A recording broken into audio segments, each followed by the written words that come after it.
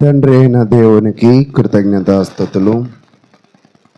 అదే విధముగా కూడి వచ్చిన సహోదరి సహోదరులందరికీ కూడా ప్రభు నామమున వందనాలు తెలియజేస్తూ ఉన్నాను. చాలా సంతోషము ఈరోజు మీ అందరితో కూడా కూడి దేవుని వాక్యమును ధ్యానించే గొప్ప అవకాశము దేవుడు నాకైతే అనుగ్రహించి ఉన్నాడు. ప్రియ సహోదరులారా, దేవుని యొక్క మహాకృపను బట్టి నిన్నటి రోజున ఆగస్టు 8కి నేను సేవలోకి వచ్చి 3 సంవత్సరాలు అవుతుంది. ఈ 3 సంవత్సరాలలో దేవుడు ఎంతగానో అనేకమైన విషయాలలో నా యందు దయతలచి స్థానిక సంఘమును మరి నా శక్తి వంచన లేకుండా బలపరిచే విషయంలో దేవుడు నాకు ఎంతగానో తోడు ఉన్నాడు. మీరందరూ కూడా మీ యొక్క అనుదిన ప్రార్థనలలో మరి స్థానిక సంఘము కొరకు, అదేవిధముగా నేను చేస్తున్న పరిచర్య కొరకు, నా కొరకు మీరందరూ ప్రార్థన చేస్తున్నారని కూడా విశ్వసిస్తున్నాను. కొద్ది నిమిషాలు దేవుని వాక్యాన్ని మనం ధ్యానించుకుందాం. మనం ఇప్పుడు ఎవరి గురించి అధ్యయనం చేస్తుందో ఎవరికైనా గుర్తుందా? ఎవరి గురించి అండి? గట్టిగా చెప్పాలి. పరిశుద్ధాత్ముడి గురించి మనమైతే నేర్చుకోవడం జరుగుతుంది. ముందుగా పరిశుద్ధాత్ముడు ఎటువంటి వాడు అనేది ఒకవేళ పరిశీలన చేస్తే, ఆయన ఒక దేవుడు. పరిశుద్ధాత్ముడు లేకుండా సృష్టి లేదు. పరిశుద్ధాత్ముడు లేకుండా పాత నిబంధన లేదు. పరిశుద్ధాత్ముడు లేకుండా కొత్త నిబంధన లేదు. పరిశుద్ధాత్ముడు లేకుండా యేసుక్రీస్తు పుట్టుక లేదు. పరిశుద్ధాత్ముడు లేకుండా యేసుక్రీస్తు అద్భుత కార్యాలు లేవు. అయితే ఈ పరిశుద్ధాత్ముడు గురించి మనము పరిశీలన చేస్తూ ఉన్నప్పుడు ఆయన కొన్ని స్వభావాలను కలిగి ఉన్నాడు. ఆయన కలిగి ఉన్న స్వభావాలు లేదా వ్యక్తిగత లక్షణాలు ఒకవేళ చూస్తే, పరిశుద్ధాత్ముడికి తెలివి ఉన్నది. పరిశుద్ధాత్ముడికి జ్ఞానము కూడా ఉన్నది. పరిశుద్ధాత్ముడికి ప్రేమ కూడా ఉన్నది. పరిశుద్ధాత్ముడికి సంకల్పము కూడా ఉన్నది. కాబట్టి మనము నమ్ముకున్న మన దేవుడు ఆయన ఎటువంటి వాడు ఒకవేళ పరిశీలన చేస్తే, ఇక్కడ మరింత అర్థవంతంగా కొన్ని విషయాలు చెప్తుంది. మనం నమ్ముకున్న దేవుడు ఒక చలనము లేనివాడు కాడు, ఒక గుడ్డివాడు కాదు, ఒక చేతులు లేనివాడు కాడు. ఆయన ఎలాంటి స్వభావం కలిగిన వాడు అంటే, పరిశుద్ధాత్ముడు మాట్లాడతాడు. చెప్పండి రెండోది,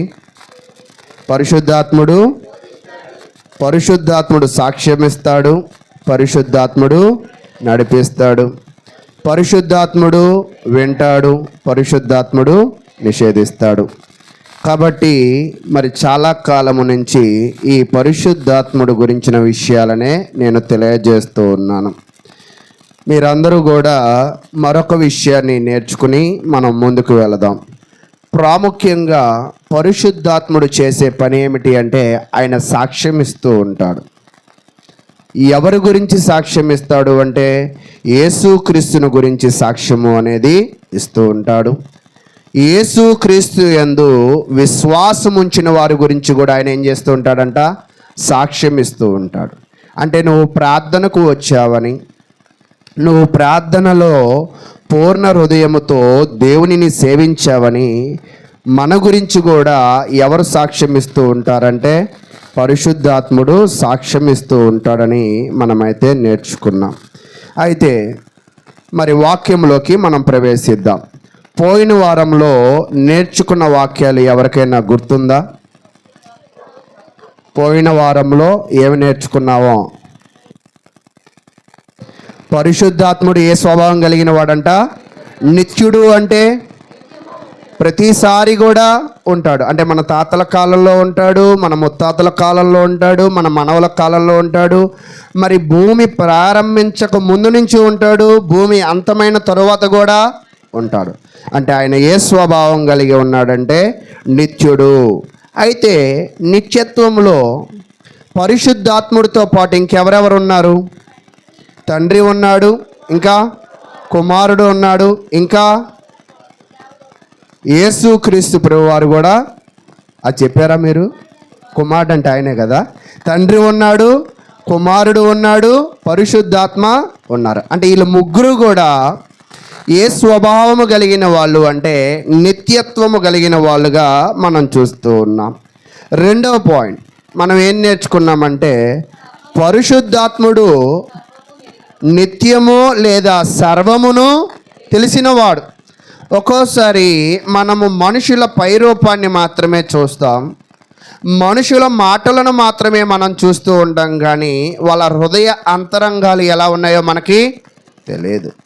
కానీ దేవుడికి లేదా పరిశుద్ధాత్ముడికి నీ పై మాట ఆయనకి బాగా తెలుసు, నీ లోపలి మాట కూడా ఆయనకి బాగా తెలుసు.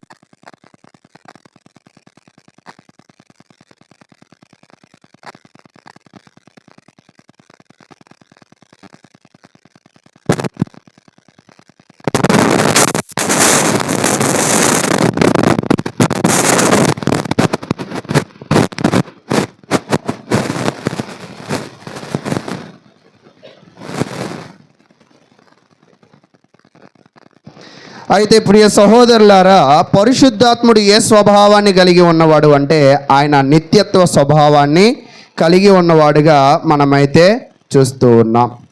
అయితే నిత్యత్వము కలిగిన వాడు, సర్వశక్తిమంతుడు, తర్వాత సర్వజ్ఞానం కలిగిన వాడు. అంటే ఆయనకి అన్నీ కూడా తెలుసు.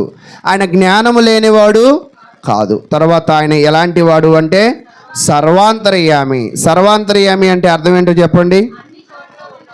అన్ని చోట్ల ఉన్నవాడు అని నేర్చుకున్నాం. కాబట్టి ఒకసారి నాతో పాటు చివరిగా ఒకసారి చెప్పి కొత్త వాక్యంలోకి వెళ్దాం.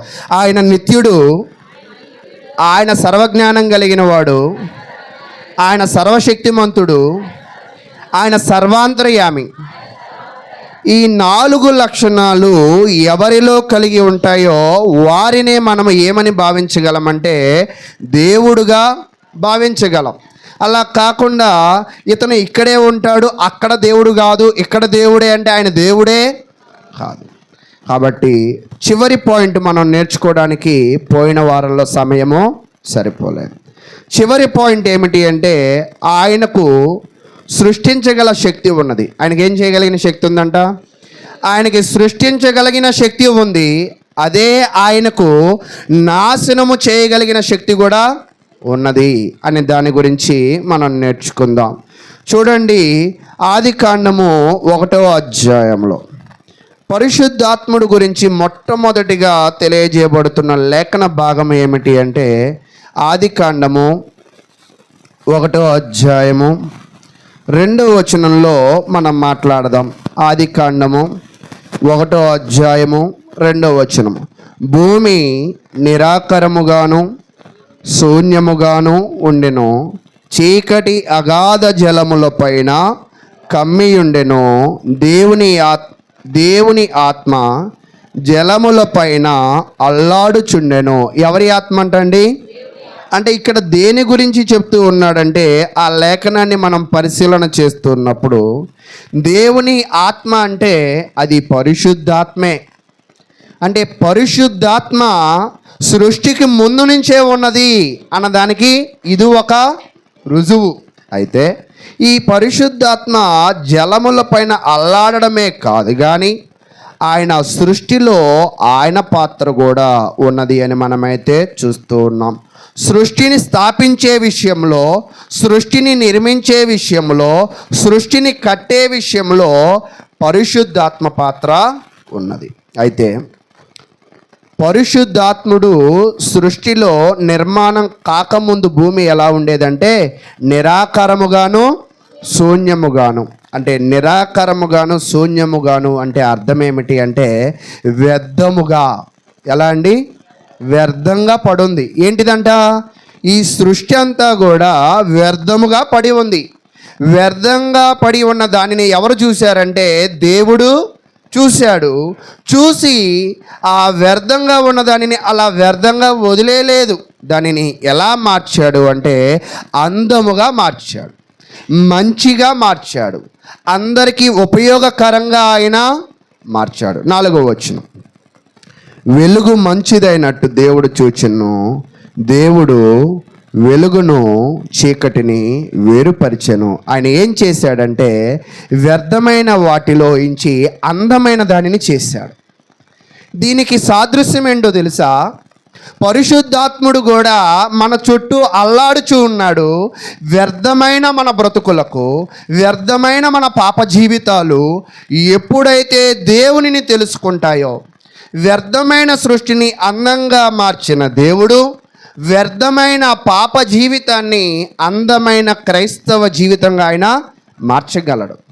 కానీ చాలామంది బాప్తిసము పొందిన తరువాత కూడా వాళ్ళు వ్యర్థంగానే బ్రతుకుతున్నారంటే, అర్థము లేకుండా బ్రతుకుతున్నారంటే, దేవునికి దూరంగా బ్రతుకుతున్నారంటే, ఒక క్రమ విధానము వారి జీవితంలో లేదు అంటే వాళ్ళని పరిశుద్ధాత్మ ఇంకా అందంగా చేయలేదు, పరిశుద్ధాత్మ చేత వాళ్ళు నడిపించబడడం లేదు అని మనమైతే నేర్చుకోవాలి.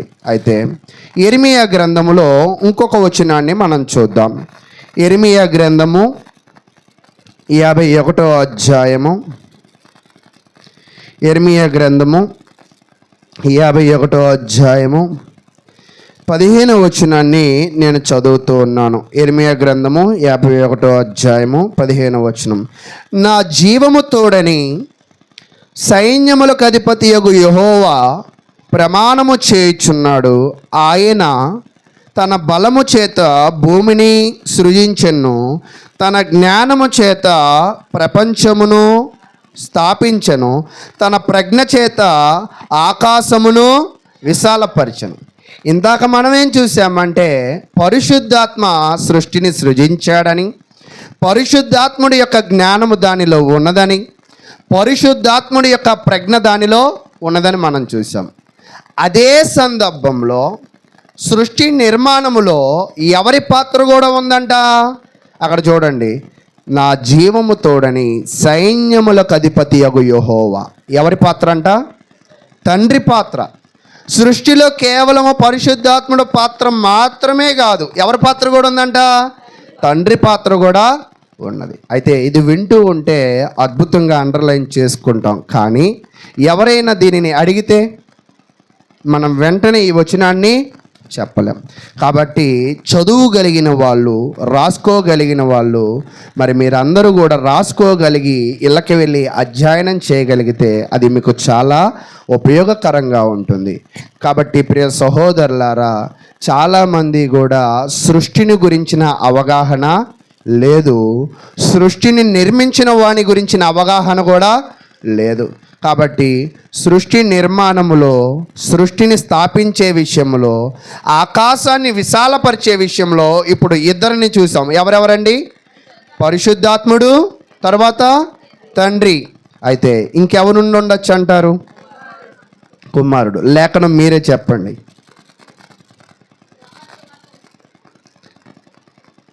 కుమారుడు సృష్టిని సృజించాడు అనే లేఖనం మీరే చెప్పండి.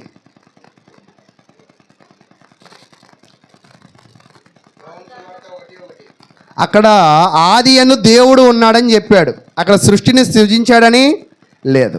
ఓకే, ఇంకా హెబ్రీయులకు రాసిన పత్రిక రిఫరెన్స్తో పాటు 1వ అధ్యాయము 2వ వచనం చదవండి. హెబ్రీయులు రాసిన పత్రిక 1వ అధ్యాయము 2వ వచనం.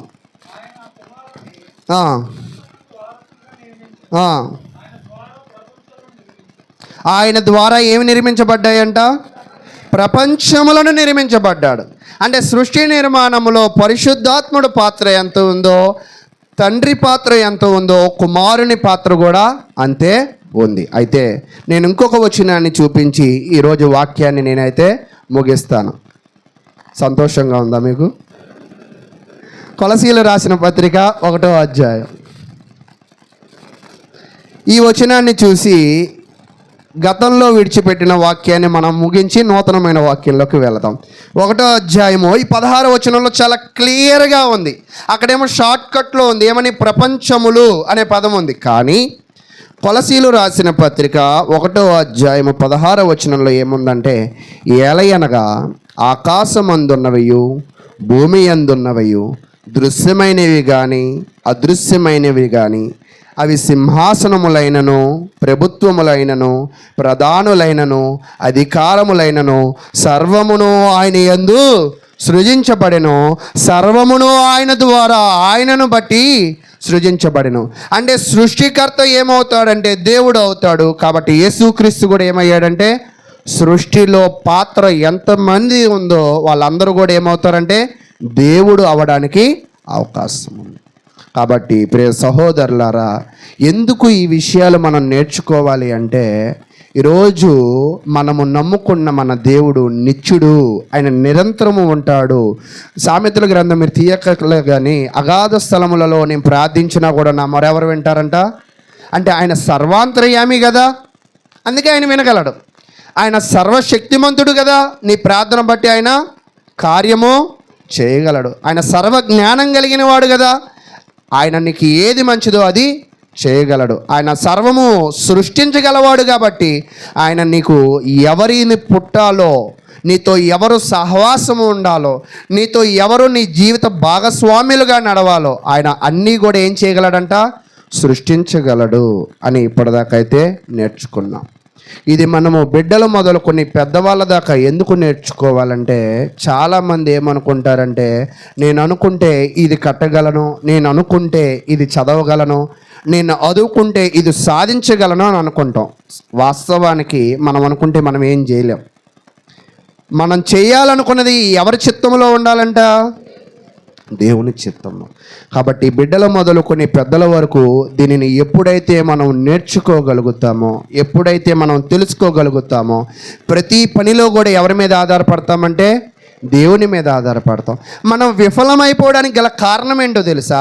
ప్రతి పనిలో మన మీద మనము ఆధారపడుతూ ఉన్నాం. మనం ఎవరి మీద ఆధారపడట్లేదంటే నిత్యుడుగా ఉన్నవాడి మీద, సర్వశక్తివంతుడు మీద, సర్వజ్ఞాని మీద, సర్వాంతరం మీద, సమస్తము చేయగలగని వాడి మీద మనం ఏం చేయట్లేదంటే ఆధారపడాలి. అందుకే మన జీవితాల్లో మనం ఏమైపోతున్నామంటే ఫెయిల్ అయిపోతున్నాం. కాబట్టి ప్రియ సహోదరులారా, మనము ఫెయిల్ అవ్వకూడదు అంటే, మనం సక్సెస్ అవ్వాలి అంటే మనం ఎవరిని పట్టుకోవాలంటే, చాలామంది లోకల్లో అంటారు నువ్వు నక్కతోక తొక్కేవని. మనం ఏం నక్కతోక తొక్కక్కల్లా, సంఘంలో అడుగు పెడితే చాలు. ఈ సంఘమే మనల్ని ఏం చేసిద్దంట, ఆశీర్వాదవంతులుగా చేస్తుంది. ఈ సంఘమే మనకి ఏం చేసిద్దంట, దీవెనలను కొమ్మరిస్తుంది. కానీ చాలామంది సంఘానికి దూరంగా ఉండి దీవెనలు పొందాలనుకుంటారు. అది సాధ్యపడిద్దా? సంఘం అంటారేంటి, ప్రార్థన అంటారు ఏంటి అంటే, మీరు ప్రార్థనకు వస్తే మా ఇంట్లో బిందులు నిండవు, మీరు ప్రార్థనకు వస్తే మా బీరువాలలో డబ్బులు బట్టలు ఏమి రావు. మీరు ప్రార్థనకు వచ్చి మీరు సంఘములో హృదయపూర్వకంగా ఆరాధించిన దానిని బట్టి ఎవరి కుటుంబాలు ఆశీర్వదింపబడతాయి? మీ కుటుంబాలే ఆశీర్వదింపబడతాయి. కాబట్టి దానిని మీరు గ్రహించవలసిన వారుగా ఉన్నారు.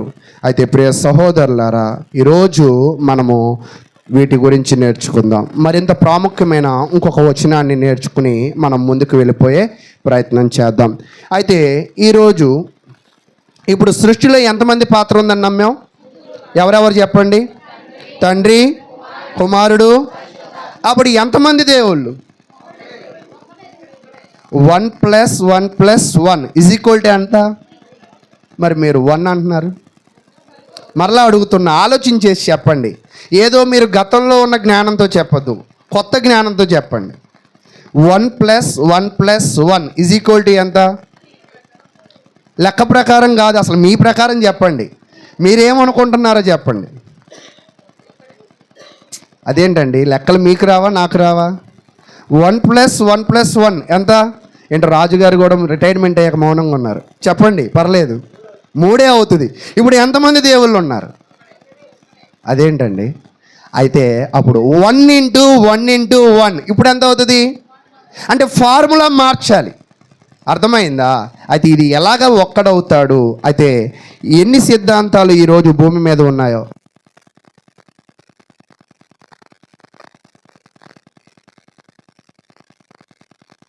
కాబట్టి ప్రియ సహోదరులారా, ఈరోజు దాని గురించిన మీకు వివరమైన అధ్యాయాన్ని నేను తెలియజేస్తాను. ఇక్కడ వివరమైన అధ్యాయాన్ని నేను మీకు తెలియజేస్తాను. ఏమిటి అంటే, ఈ 1+1+3 అన్న వాళ్ళు ఉన్నారు, 1 అన్న వాళ్ళు ఉన్నారు, 1-1-1 అనే వాళ్ళు కూడా ఉన్నారు. అంటే చాలా బోధలు ఉన్నాయి. ఏమున్నాయంట? చాలా బోధలు, చాలా అభిప్రాయాలు ఉన్నాయి. అయితే ఈరోజు దేవుని గురించి సమాజంలో ఎన్ని అభిప్రాయాలు ఉన్నాయి, ఎన్ని బోధలు ఉన్నాయి, ఎన్ని ఆలోచనలు ఉన్నాయో కొన్ని మాత్రం మనం తెలుసుకుందాం. అయితే అక్కడ మీరు చదవండి, తెలుగు వచ్చిన వాళ్ళందరూ కూడా. దేవుని గురించిన 4 విభిన్నమైన భావనలు, ఒకే భావన కాదు, 4 విభిన్నమైన, అంటే వేరు భావనలు. అందరూ ఒక భావనలో లేరు, రకరకాల భావనలో ఉన్నారు. 4 భావనలు ఏంటంటే, త్రిదేవతావాదం, అంటే 1+1+1 అంటాం కదా. త్రిదేవతావాదం అంటే ఏంటంటే, మనము 3 దేవుళ్ళు ఉన్నారు. మన చిలువూరు నాతో పాటు ఎవరైనా వస్తే, చిలువూరులో ఏముందంటే 3 రాజుల దేవాలయం అని అన్నారు. ఆ 3 రాజులు ఎవరంటారు? తండ్రి, కుమారుడు, పరిశుద్ధ. దానినే త్రిదేవతావాదం అన్నారు. తర్వాత ఏరియానిజం అంటే ఏమిటి అంటే, తండ్రి మాత్రమే దేవుడు.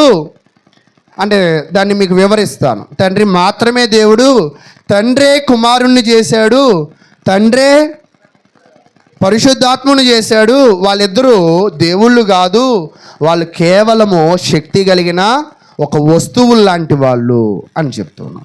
తర్వాత మరొక సిద్ధాంతం ఏం చెప్తుందంటే, తండ్రే కుమారుడిగా మారాడు, కుమారుడే పరిశుద్ధాత్ముడిగా మారాడు, 3 కూడా ఒక్కడే. ఎన్ని రూపాలు ఉన్నాయంట? 3 రూపాలు. అంటే సీతాకోక చిలుక గురించి తెలుసా? అది ఎన్ని రూపాయలు మారిద్ది? 5 రూపాయలు నాకు గుర్తుండి. గొంగిలి పురుగు నుంచి సీతాకోక చిలుక రావడానికి ఇంచుమించుగా 5 దశలో 8 దశలో ఉంటాయి. అంటే ఒక్కడే రూపాన్ని ఎలా మార్చుకుంటారో, ఇక్కడ కొంతమంది సిద్ధాంతం ఏమిటి అంటే, తండ్రే కుమారుడుగాను, కుమారుడే పరిశుద్ధాత్ముడుగా అంటున్నారు. మరొకళ్ళు ఏమంటున్నారంటే, దేవుడు ఒక్కడే. దాంట్లో ఎంతమంది వ్యక్తులు ఉన్నారంటే 3 వ్యక్తులు ఉన్నారు. కుటుంబం ఒకటే. కుటుంబంలో ఎంతమంది సభ్యులు ఉంటారు? ఒక 4, ఒక 3, ఒక 6, అంతేనా? అలాగే దేవుడు ఒక్కడే అనే వాదాలు ఉన్నాయి. ఇప్పటిదాకా ఎన్ని వాదాలు చూసాం మనం? 4 వాదాలు అయితే మనం చూస్తూ ఉన్నాం. అయితే ప్రియ సహోదరులారా, మొట్టమొదటి వాదం అక్కడ చదవండి. ఏ వాదం ఉంది? మొట్టమొదటి వాదం త్రిదేవతావాదం. త్రిదేవతావాదంలో వాళ్ళు బోధిస్తున్నది ఏమిటి అంటే, 3 వేరు దేవుళ్ళు. ఎవరండి? 3 వేరు దేవుళ్ళు. తండ్రి ఒక దేవుడు, కుమారుడు ఒక దేవుడు, పరిశుద్ధాత్మలు ఒక దేవుడు. మరి 3 కలిపితే ఎంత అవుతుందంటే 3 దేవుళ్ళు అవుతున్నారు అని అంటున్నారు.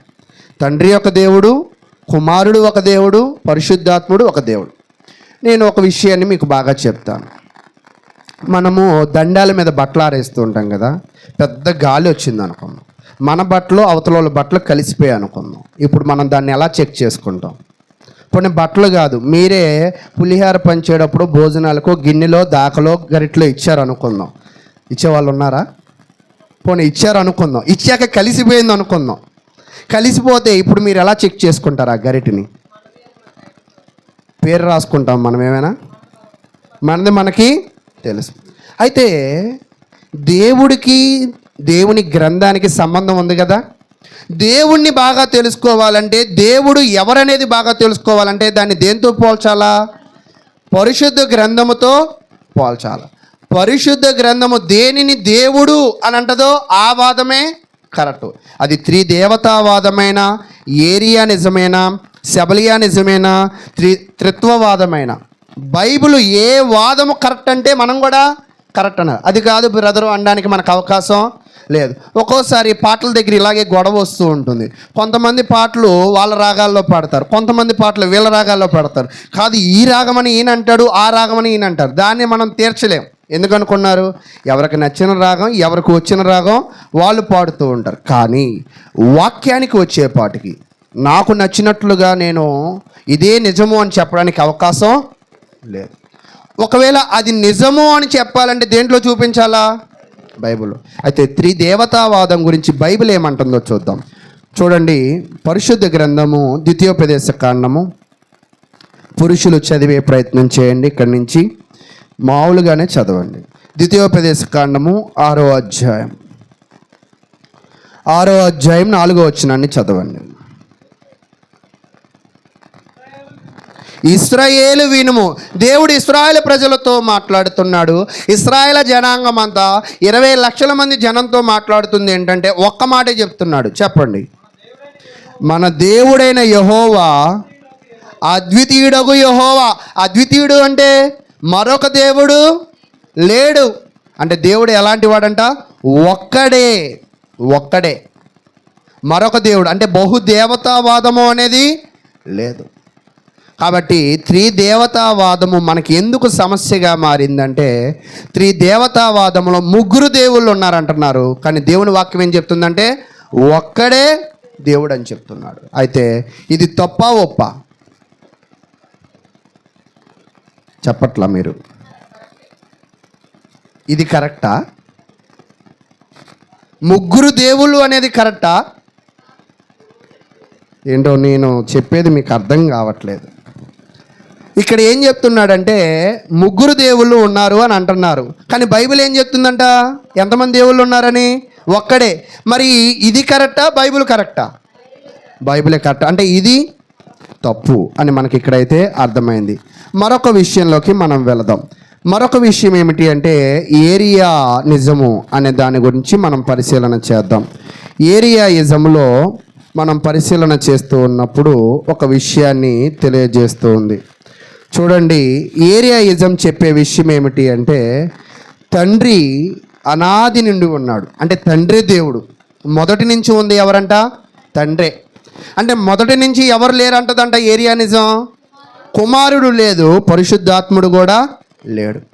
మరి ఈ ఏరియానిజం కలిగిన వాళ్ళు ఏం చెప్తూ ఉంటారంటే కుమారుడు తండ్రే కుమారుడిని చేశాడు, తండ్రే పరిశుద్ధాత్మను చేశాడు. అది నిజమేనా? అమ్మ వచ్చే వాళ్ళని కాదు, వాక్యం చూడాలి మీరు. ఎవరెవరిని చేశారంట? తండ్రే కుమారుని చేశాడు, తండ్రే పరిశుద్ధాత్మను చేశాడు. ఇది నిజమేనా? కుమారుడు ఎప్పటి నుంచి ఉన్నాడని చూసాం మనం? ప్రపంచాల నిర్మాణంలో ఉన్నాడని చూసాం. పరిశుద్ధాత్ముడు ఎక్కడ ఉన్నాడని చేసాం? జలముల పైన అల్లాడుచున్నాడు, మొదటి నుంచి ఉన్నాడని కూడా చూసాం. కాబట్టి ఏరియా నిజము కూడా తప్ప ఒప్ప అంటే అది తప్పే. అంటే త్రిదేవతావాదము తప్పయింది, ఏరియా నిజము కూడా తప్పయింది. అయితే ఇంకెన్ని వాదాలు ఉన్నాయంటే మనం ధ్యానించడానికి ఇంకా 2 వాదాలు అయితే ఉన్నాయి. అయితే పరిశీలన చేద్దాం. ఇంకోటి ఏంటంటే అందరూ చదవండి అక్కడది. సెబిలియనిజం. ఒక్కోసారి నేను పదాలు తిరగని మీతో చదివిస్తూ ఉంటా, మీరు చదవండి మరలా ఒకసారి. సెబిలియనిజం. అయితే ఈ సెబిలియనిజంలో వాళ్ళు ఏం నమ్మారంటే, ఇక్కడ జనాలందరూ కూడా ఏం చూస్తున్నారంటే అందరూ ఒక బైబిలే చదువుతున్నారు, కానీ నేను ఇది నమ్మాను, ఇదే కరెక్టు, నాకు ఇలాగే అనిపిస్తుంది అని అంటూ ఉన్నారు. కానీ నీకు అనిపించింది కాదు, దేవుడు చెప్పిన దానిని నువ్వేం చేయాలంటే నమ్మవలసిన అవసరం. ఈరోజు నీకొచ్చింది నువ్వు చెప్పడం కాదు, దేవుడు చెప్పిన దాన్ని నువ్వు వినవలసిన అవసరం అయితే ఉన్నది. అయితే సెబలినిజం ఏమంటుంది అంటే అక్కడ దేవుడు ఒక్కడే, దేవుడు నిజంగానే ఒక్కడే, బైబిల్తో ఏకీభవించాడు, దేవుడు ఒక్కడే. కానీ తండ్రే పాత నిబంధనలో ఉన్నాడు, క్రొత్త నిబంధనలోకి వచ్చేపాటికి తండ్రే కుమారుడిగా మారిపోయాడు. ఈరోజు ఆ తండ్రే పరిశుద్ధాత్ముడుగా మనతో ఉన్నాడు. దేవుడు ఒక్కడే అని అన్నాడు. ఒక్కడే అన్న దగ్గర 100కి 100 మార్కులు ఇద్దాం. కానీ వివరం దగ్గరికి వచ్చేపాటికి కాదు. తండ్రి, కుమారుడు, పరిశుద్ధాత్ముడు ఒక వ్యక్తి కాదు. కాబట్టి ప్రియ సహోదరులారా, ఈయన ఎందుకు తప్పు అంటే మరి తండ్రి, కుమారుడు, పరిశుద్ధాత్ముడు వీళ్ళు 3 వ్యక్తులు అనడానికి అక్కడ 3 పనులు జరిగాయి.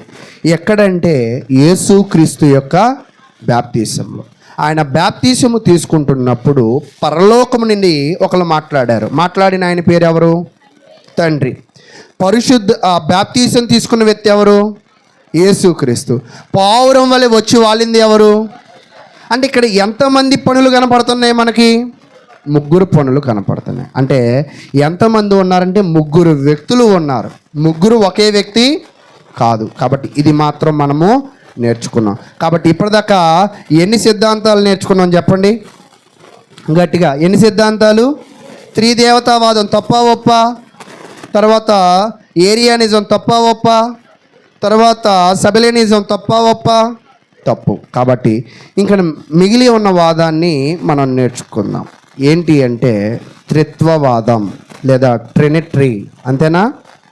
ట్రినిటరీ అనేది ఒక లాటిన్ వర్డ్.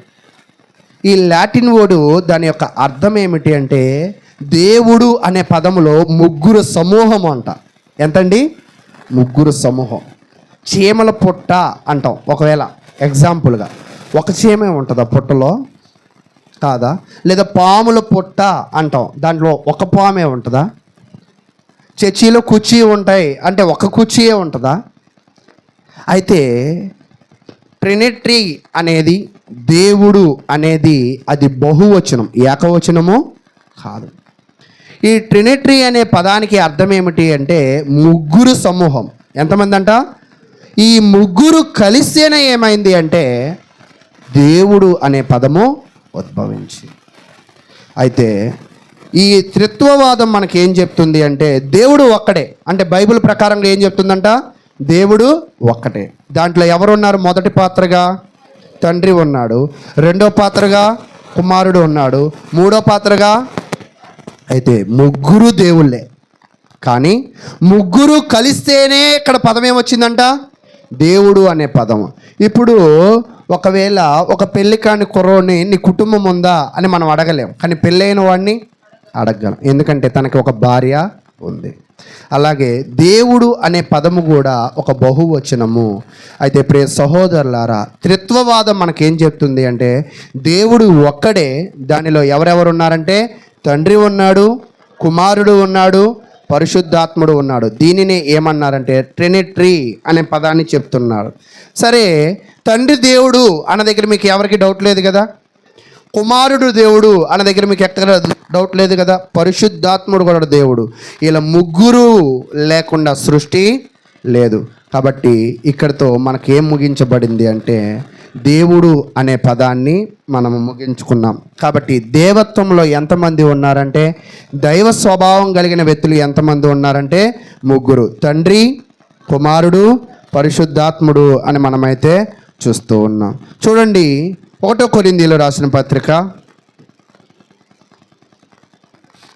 1 కొరింథీయులు రాసిన పత్రిక 8వ అధ్యాయము. 1 కొరింథీయులు రాసిన పత్రిక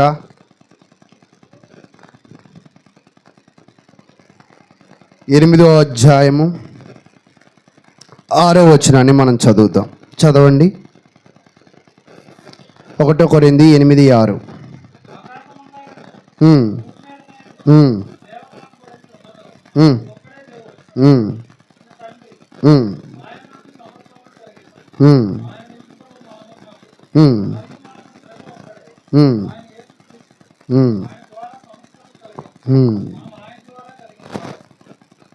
అయితే ప్రియ సహోదరులారా, ఈ సమాజంలో మనము 4 బోధలే చూసాం, కానీ సమాజంలో చాలా బోధలు ఉన్నాయి. చాలామంది ఆకాశంలో మాకు దేవుడు ఉన్నాడు, భూమిలో మాకు దేవుడు ఉన్నాడని చాలామందిని ఆశ్రయించడానికి ఉంది. కానీ బైబిల్ ఏం చెప్తుందంటే దేవుడు ఒక్కడే. ఆ దేవుడు అనే స్వభావంలో ఎంతమంది ఉన్నారంటే ముగ్గురు వ్యక్తులు ఉన్నారు. ఎవరెవరంటే తండ్రి, కుమారుడు, పరిశుద్ధాత్మ దేవుడు. కాబట్టి మనం నేర్చుకున్న 4 విభిన్నమైన పోలికలు ఏంటంటే త్రిదేవతావాదం తప్ప ఒప్ప. అక్కడ చెప్తూ ఉన్నాడు చూడండి, తప్ప ఒప్ప అంటే ఏరియానిజం తప్ప ఒప్ప, సెబలియనిజం తప్ప ఒప్ప, త్రిత్వవాదం కరెక్ట్. కాబట్టి ప్రియ సహోదరులారా, మనము నమ్ముకున్న దేవుడు ఒక్కడే. ఆ దేవుడు అనే స్వభావాన్ని కలిగి ఉన్న వాళ్ళు ఎంతమంది అంటే తండ్రి, కుమారుడు, పరిశుద్ధాత్ముడు. అయితే నేను ఇంకొక మీకు ప్రజెంటేషన్ని చూపించి ఈరోజు వాక్యాన్ని నేను ముగిస్తాను. అయితే ఇప్పటిదాకా ఇది నేను చెప్పాను కదా, ఇప్పటి నుంచి మీరు చెప్పడానికి ప్రయత్నం చేయండి. మీరు అందరూ కూడా మాట్లాడాలి, ఎవరు మౌనంగా ఉండకూడదు.